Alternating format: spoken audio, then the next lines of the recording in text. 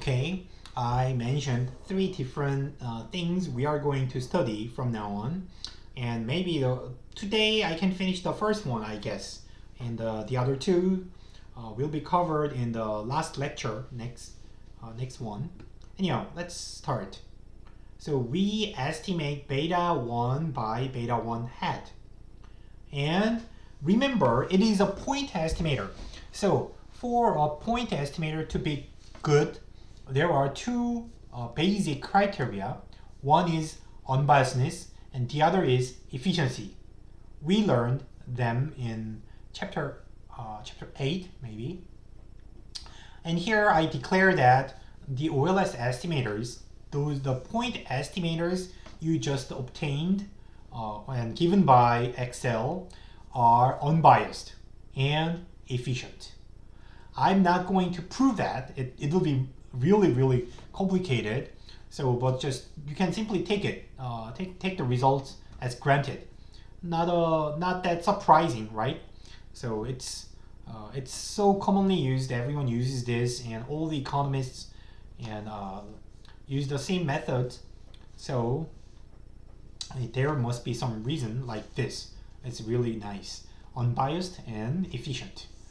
Okay, and it is by the way, it is purely theoretical properties. So there is no number given there, right? So I'm not going to do more than this. And then here, remember, the coefficient is here. This is what we estimated, and the standard error of the coefficient is given by this column, and efficiency tells you that this is the smallest possible, and unbiasedness tells you that this is on average correct, right? And then next, what we are going to study is we will study this for the next step. So standard error, in the first panel, there is a guy named standard error. Again here. So what is this standard error? Let's study that. First, think about this model and look at the error. Epsilon is a random variable. So it is an error. So its standard deviation captures the size of the amount of noise, error in your data. If epsilon does not vary that much, then your data will have a very clear pattern. Like, so if there is a trend, like remember, epsilon is the deviation from the trend line, right? If epsilon is small overall, or if the standard deviation of epsilon is small, then most of the observations will be close to the trend line. But if the standard deviation of epsilon increases, then the observations will spread out. So there, the pattern, the trend will be a little bit blurred, or your estimation will be more difficult or less accurate, right? So standard deviation of epsilon is an important parameter in this analysis. So because it determines the size of noise in your data. So it is estimated, it is calculated according to this formula. You don't need to memorize the formula, but just in case if you are interested, you may look at this formula, but you don't need to know that. So this is calculated, the size of this standard deviation is calculated and given here. So according to our results, the epsilon has a standard deviation of 1.7164. It's an estimated standard deviation of the error term, right? And it will be used to calculate the standard errors of the coefficients later, right? And another thing I want you to pay a little bit of attention to is the denominator. What's interesting here is denominator it's a kind of standard deviation, but denominator is n-2. Remember, when we calculate the variance, we used n-1 as the denominator. The reason is to make the variance unbiased. And now another one is taken from the denominator. The reason is like this. The denominator is n minus 2 because we consumed two information on two parameters, beta 0 and beta 1. So going back to the variance case, at that time, out of n observations, one of them should be used to estimate the mean. Remember, before calculating the variance, we have to calculate the mean first. Mean is calculated in the first step, and then we calculate the variance using the calculated mean. As a result, in some sense, you are using only n-1 information to calculate the variance. That is why the denominator is n-1.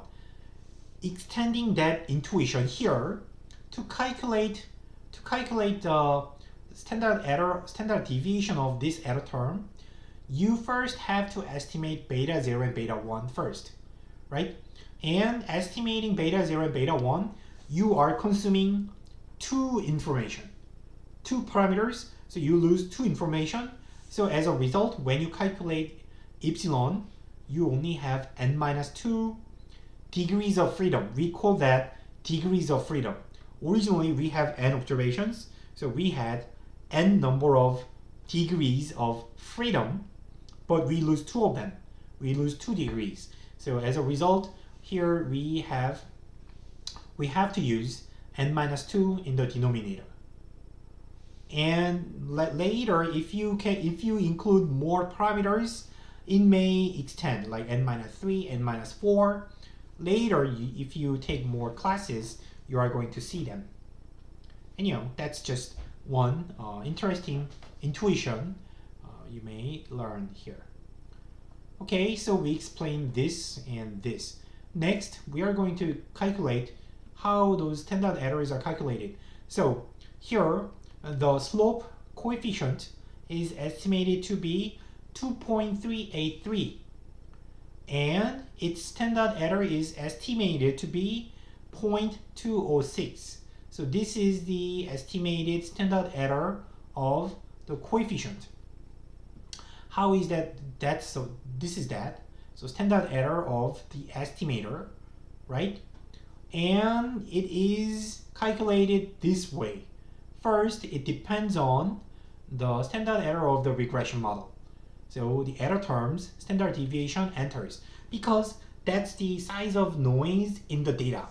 So standard deviation of epsilon is important, and it is divided by n-1, right? So it is divided by n-1 because now there is only one parameter that matters. So n-1 is in the denominator.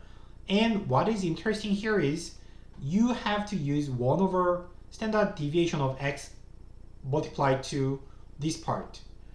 You may understand it this way. In the equation, beta 1 is multiplied to x, right? So to isolate beta 1, you have to divide everything by x. So as a result, in the end, standard deviation, when you take standard deviation of x is in the denominator. By the way, it is not a correct explanation, but just an easy way to understand why we have to have standard deviation of x in the denominator. Because beta in the original model, beta 1 was multiplied to x. So to isolate beta 1, you have to divide by x, right? This is how we calculate this guy, 0.206, right? To calculate this, then you needed this one. You need to have this and standard deviation of the variable. By the way, it resembles, you may understand this standard deviation almost in the same line as this standard deviation. So remember, x bar was the best estimator for the population mean. Its standard deviation was inversely proportional to square root of n, right?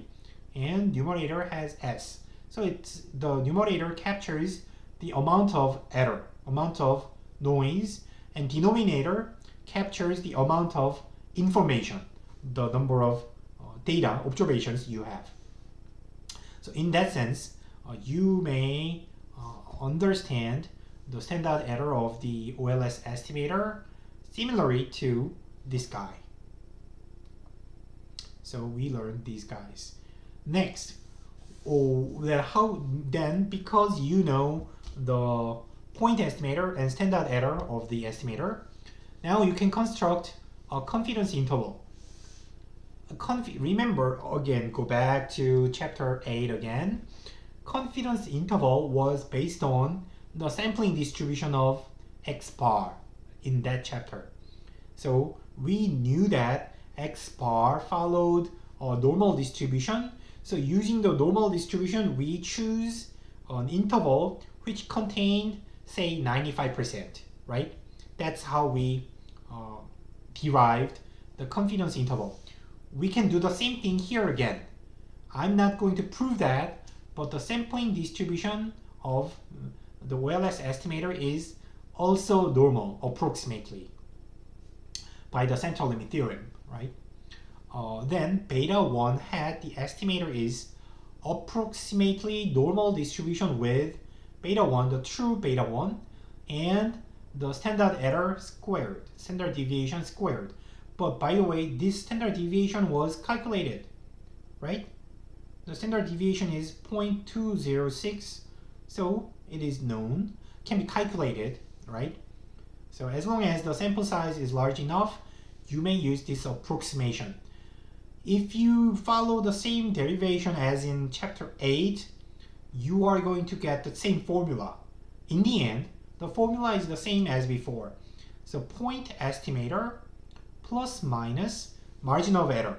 Margin of error consists of z value, which is equivalent to the original, the confidence interval we learned earlier. And the second part is the standard deviation.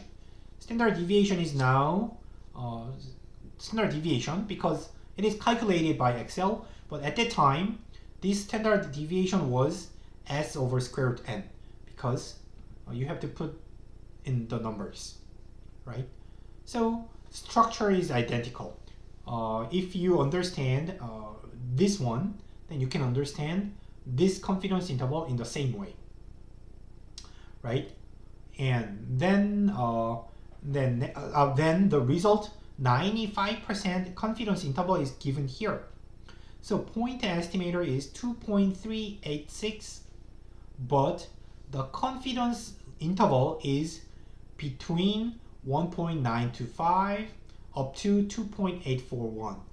So it says lower 95%, upper 95%. So 95% confidence interval is calculated in the default, right?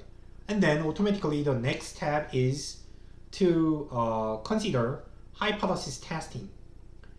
In regression model, you may do any kind of hypothesis testing using because we have the standard errors, so you may apply any kind of hypothesis testing, but the most important null hypothesis is this, right?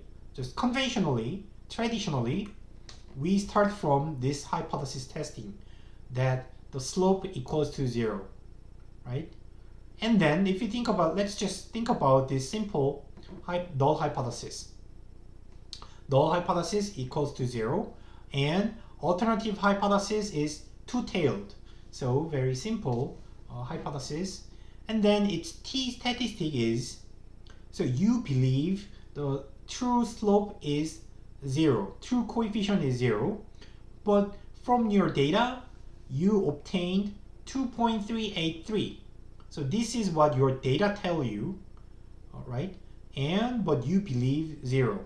So the difference it should be in the numerator. By the way, minus 0 is hidden, so you should imagine minus 0. And then the difference is standardized by standard deviation, which is 0.206, right? And this is equivalent to this guy. Numerator is data minus your hypothesis and standardized by its standard deviation. Just S over square root n is simplified to standard deviation of beta 1. And then once you calculate the t statistic, calculating the p-value is the same because, again, the t statistic for the regression model follows the standard normal distribution. So as long as it follows a standard normal distribution, you can calculate the p-value in this way, right? So hypothesis testing can be conducted in the same way. Okay, I'm going to pause here and I will continue in the next video. So see you there. Bye.